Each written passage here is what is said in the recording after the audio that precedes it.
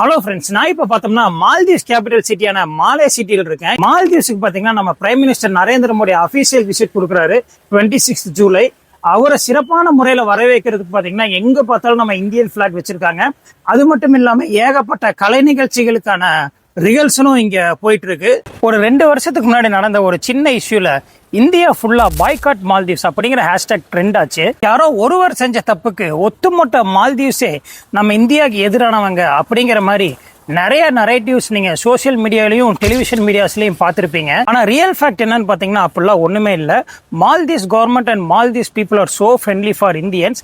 இந்த பிரச்சனை நடந்த ஒரே மாசத்துல பாத்தீங்கன்னா இந்தியன் டூரிஸ்ட் எல்லாமே ஆஸ் யூஷுவல் மால்தீவ்ஸ் டிராவல் பண்ண ஆரம்பிச்சுட்டாங்க. எந்த செலிபிரிட்டிஸ்லாம் இந்த இஷ்யூவே புரியாம பாய்காட் பண்ணாங்களோ அவங்களே இப்ப மால்தீவ்ஸ் விசிட் பண்ண ஆரம்பிச்சிட்டாங்க. இந்தியா மற்றும் மாலத்தீவுக்கு இடையில பாத்தீங்கன்னா ஏகப்பட்ட நல்ல ப்ராஜெக்ட்ஸ் போயிட்டு இருக்கு.